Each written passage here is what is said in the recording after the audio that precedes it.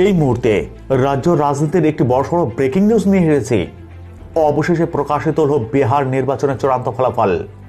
243টি আসন বিশিষ্ট বিহারের ক্ষমতা পেল এনডিএ শিবির। নীতিশের মুখ্যমন্ত্রিত্ব বাঁচিয়ে দিল সেই মোদি ম্যাজিক। মূলত গেরুয়া ঝড়ে ম্লান জাতীয় কংগ্রেস।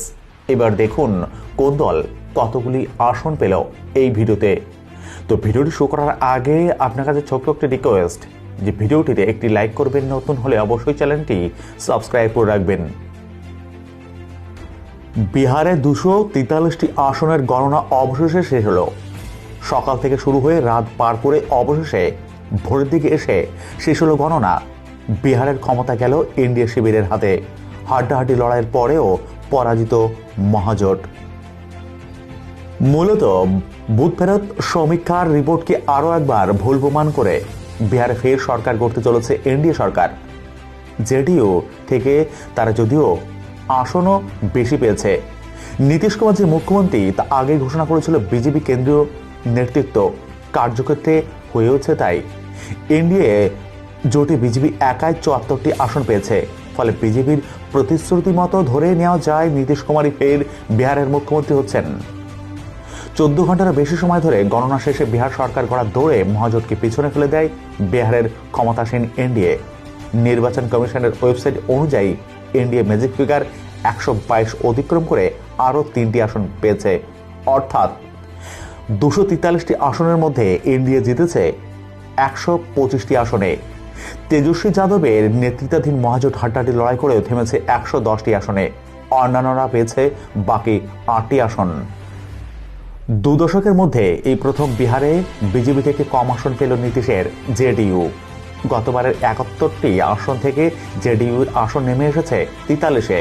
সেখানে মোদিকে নির্ভর করেই বিজেপি 53টি আসন থেকে বেড়ে 74টি আসনে দাঁড়িয়েছে। নীতিশের দলের 28টি আসন কমার পাশাপাশি মোদি ম্যাজিকে বিজেপির আসন বেড়েছে 21টি। মহাজোটে আরজেডি সর্বাধিক 75টি আসন পেয়েছে। গতবারের তুলনায় 5টি আসন কমেছে। কংগ্রেসের খারাপ ফলের জন্য জোর ধাক্কা খেয়েছে মহাজোট। 70টি আসনে লড়াই করে মাত্র 19টিতে জিতেছে কংগ্রেস। গতবার তারা পেয়েছিল 27টি আসন। জোট শিবিরের জন্য একটা বড় ধাক্কা। সেখানে বিহারে বামেদের ফল খুবই ভালো। 28টি আসনে প্রার্থীদের তার মধ্যে 16টিতে জিতেছে তারা। চিরাগ পাসওয়ানের লোক জনশক্তি পার্টি এবার স্বাধীনভাবে লড়াই করে একটি আসন খুঁয়েছে। 2 থেকে 1-এ নেমে এসেছে এলজেপি। অন্যদের আসন 10 থেকে বেড়েছে 31টি। বিহারে এই জয়ের পর স্বরাষ্ট্রমন্ত্রী অমিত শাহ একের পর এক টুইট করে বলেন, বিহারের সব শ্রেণীর মানুষ আরও একবার জাতপাত ও তোষণের রাজনীতির বিরুদ্ধে ও এনডিএর উন্নয়নের পতাকা তুলে ধরেছেন। এই জয় প্রতিটি বিহারবাসীর আকাঙ্ক্ষা ও স্বাধীন চিন্তার জয়। এই ফল নরেন্দ্র মোদী ও নীতিশ কুমারের উন্নয়নের রাজনীতির ফল। বিহারের উন্নয়ন সুশাসনকে মর্যাদা দেওয়ার জন্য রাজ্যের মানুষকে ধন্যবাদ। বিশেষ করে মহিলা ও যুবাদের কাছে আমরা কৃতজ্ঞ। তো এটি ছিল কিন্তু সম্পূর্ণ রিপোর্টটি। ভিডিওটি ভালো লাগলে লাইক, কমেন্ট এবং শেয়ার করবেন। এবং বিহারে ক্ষমতা পেল এনডিএ।